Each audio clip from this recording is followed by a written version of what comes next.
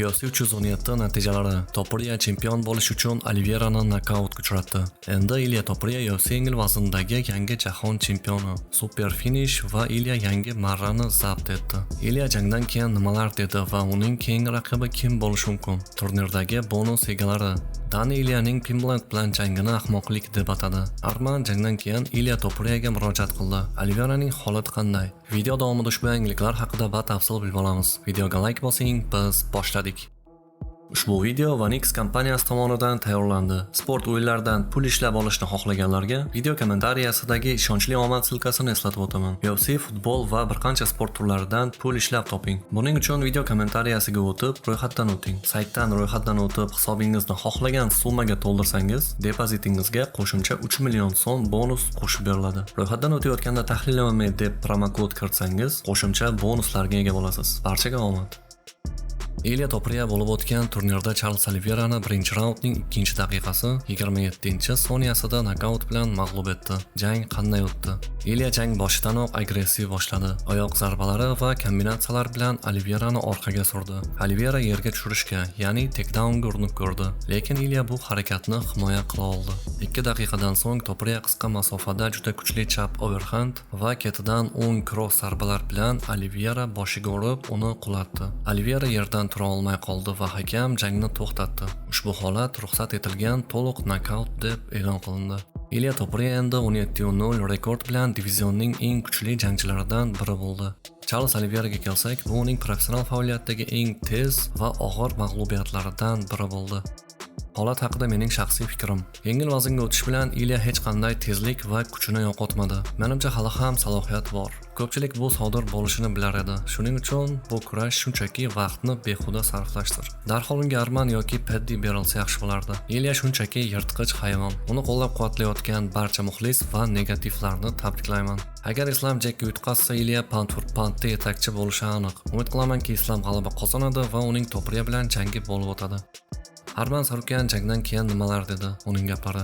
Charles aslida bu chempionlik jangida bo'lishi ham kerak emasdi. Men Ilyani muddatdan oldin mag'lub eta olaman. Hammasi oddiy. U ham buni biladi. Shu sababli u haqiqiy birinchi raqamli va da'vogarlardan qochyapti, dedi Arman Sarukyan. Kasallikdan millionlab insonlar qalbigacha bo'lgan uzoq yo'l. Bolalikdagi og'ir kasallik, har doim past baholanish, 18 rekord bilan boshlangan UFC faoliyati, g'alaba yoki mag'lubiyat. Uning hikoyasi allaqachon millionlab odamlarga ilhom bo'lishga ulgurdi. Charles Oliveira birinchi raundda nokaut bilan mag'lub bo'ldi, ya'ni jang davomida 2-minut 27-soniyada Ilya Topuria tomonidan nokaut qilindi. Oliveiraga nima bo'ldi va u hozir qayerda? Jismoniy holati. Jangdan keyin u shikastlanish haqida rasman xabar beradigan darajada xabar qilinmadi. Shunga qaramay og'ir zarba olgan va nokaut bo'lgan. Shuning uchun normal qayta tiklanish uchun tibbiy nazorat ostida bo'lishi kutilmoqda. U professional karyerasidagi 46 jangidan keyin birinchi raundda mag'lub bo'ldi. Oliveira uchun nokaut bo'lish kamdan kam holatda sodir bo'ladi. Yo'qotish unga to'g'ri kelgan bo'lsa-da, Charles Oliveira hali ham UFC'da mashhur va tajribali jangchi va avvalgidek jiu-jitsu hamda kuchli zarbalarga asoslangan uslubi bilan yana tiklanishga intilishi mumkin. Hozircha uning sog'lig'i haqida yangiliklar yo'q. UFC rasmiylari va uning jamoasi tibbiy holatni baholab, keyingi jang va faoliyat rejalari haqida qaror qabul qilishadi.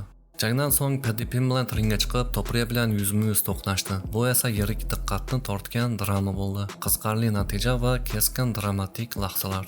Ilya Topuria Charles Oliveirani nokautga uchratgandan so'ng o'z fikrlarini bildirib o'tdi. Uning gaplari. Men avval ham aytganman, men MMA'ning yangi avlodini namoyon etaman. Bu yangi daraja. Biz buning ustida ishlagandik. Jeb, o'ng, chap hook va bum. Dedi Topuria jangdan keyingi oktagondagi intervyusida. Dana White, Paddy va Ilya jangiga munosabat bildirdi. Uning gaplari. Kim o'zi Pimblandga oktagonga kirishga ruxsat berganini bilmayman. Bu ahmoqlik. Bu sodir bo'lmasligi kerak edi. Men allaqachon ofisimda edim. Aks holda bu sodir bo'lmasdi. Bu jang bo'ladimi, yo'qmi bilmayman. Bugun men faqat Joshua Vanning jangini o'ylayapman. Qolganini keyin ko'ramiz, dedi Dana White. Sizningcha Ilyaning keyingi raqibi kim bo'lish kerak? Arman Justin Gaethje, Paddy Pimbland yoki Islam Makhachev? Islam bilan Ilyaning jangi qanday bo'lishi mumkin? Jang haqidagi taxminiy fikrlaringizni albatta kommentariyaga yozib keting. Sizlar bilan doimgidek Tahlil MMA kanalida kechki yangiliklarda ko'rishguncha barchangizga xayr.